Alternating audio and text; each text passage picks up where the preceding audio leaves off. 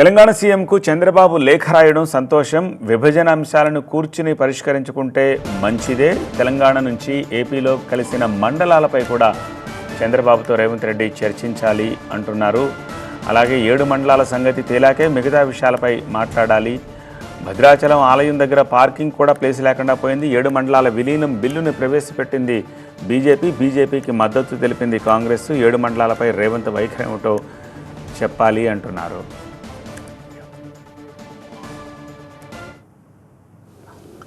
ఆంధ్రప్రదేశ్ ముఖ్యమంత్రి గారు చంద్రబాబు నాయుడు గారు రాష్ట్ర విభజన సమస్యల మీద చర్చించడానికి మన ముఖ్యమంత్రి గారికి లేఖ రాసినట్టుగా పత్రికల్లో చూసాం.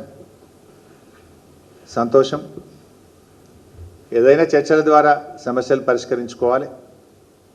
అయితే మన రాష్ట్రానికి సంబంధించిన అతి ముఖ్యమైన సమస్య, రాష్ట్రం ఏర్పడిన తొలినాళ్లలోనే 7 మండలాలను లోయర్ సీలేరు పవర్ ప్రాజెక్టును ఆ రోజు అన్యాయంగా ఆంధ్రప్రదేశ్లో కలిపారు.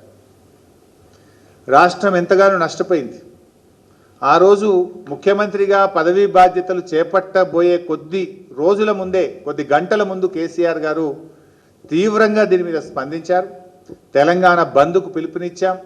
పార్లమెంట్లో కూడా ఈ బిల్లు పట్ల తీవ్రమైన నిరసనను తెలిపి అడ్డుకునేటువంటి ప్రయత్నం చేసింది బీఆర్ఎస్ పార్టీ. కానీ బిల్లును ప్రవేశపెట్టింది బీజేపీ, బిల్లుకు మద్దతు ఇచ్చింది కాంగ్రెస్ పార్టీ. మరి రేవంత్ రెడ్డి గారు ఈ విషయం మీద చొరవ చూపాలి.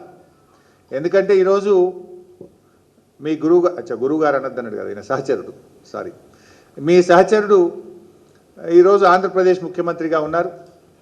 వారు ముఖ్యమంత్రియే కాదు, దేశంలో ఉండే ఎన్డీఏ ప్రభుత్వం ఆయన మీద ఆధారపడి ఉంది. చంద్రబాబు నాయుడు గారి మీద ఒత్తిడి తెచ్చి మన 7 మండలాలు మన లోయర్ సీలేరు పవర్ ప్రాజెక్ట్ మనకు వచ్చే విధంగా మరి కృషి చేయాలి, ప్రయత్నం చేయాలని చెప్పి నేను డిమాండ్ చేస్తూ ఉన్నా. అది మొదలు 7 మండలాలు వచ్చినాకనే విభజన సమస్యలపై ముందుకు వెళ్ళాలని చెప్పి కూడా నేను ప్రభుత్వాన్ని కోరుతా ఉన్నా.